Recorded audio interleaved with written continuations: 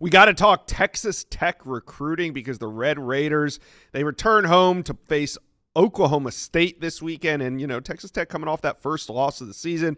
We're going to see how they respond. But this weekend, recruits are going to be on campus, of course. So we got Sam Spiegelman here to talk headliners in Lubbock this weekend. But before we do that, Texas Tech fans, these are exciting times to be covering Red Raiders recruiting. We want you guys to be a part of it. So make sure you are subscribed. We love talking Texas Tech recruiting. All right, let's bring in national analyst Sam Spiegelman. And Sam, let's get to it. Who are the headliners in Lubbock this weekend?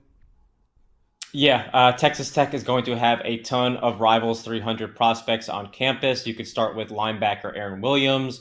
You can start with recently offered offensive lineman Mason Joshua, but you have to talk about Julian Caldwell, one of the top receivers, not only in the country, but also, of course, from the state of Texas. Texas Tech has come on exceedingly strong in this recruitment over the last couple of months. They are battling top programs like Oklahoma, Texas, A&M, LSU, SMU, and Oregon, which has been buzzing at the top with Julian Caldwell. But he has told Rivals that these Red Raiders have come on strong, and he has taken notice of what they are doing out in West Texas leading into this visit.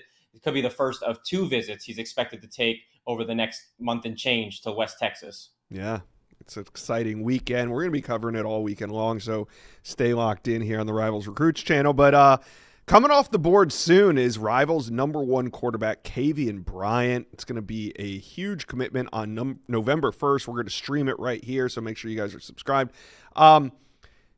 Is this class just going to be made up of all #1s at their position? Because Jalen Brewster's already on board. LaDainian Guyton, he just reclassified. He's the #1 edge in America. The #1 quarterback in America is trending heavily to Texas Tech. It's not stopping anytime soon, is it, Sam?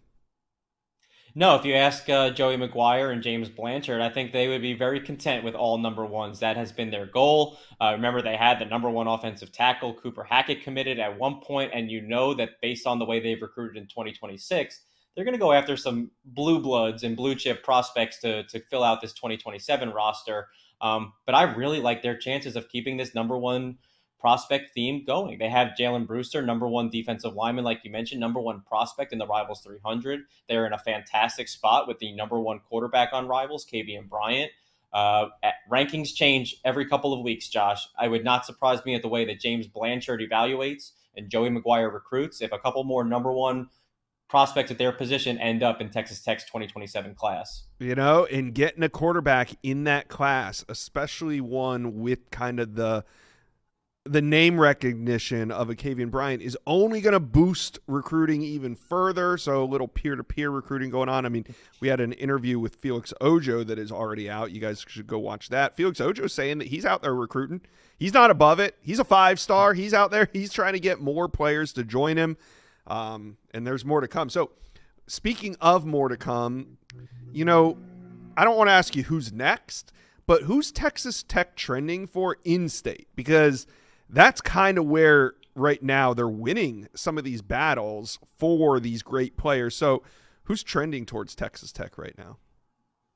Yeah, you hit it right in the head. They love to recruit the state of Texas. They love Texas high school football players. If you are from this part of town, they want you to be in West Texas for Saturdays. Let me give you some of the big blue chip names that are still very high on Joey McGuire and James Blanchard's list. We'll start with top 10 cornerback Jerry Outhouse Jr.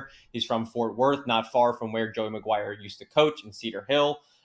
Texas Tech has made Jerry a top priority. They have loved him since he worked out in Lubbock over the summer. I expect him back in Lubbock before the end of the season.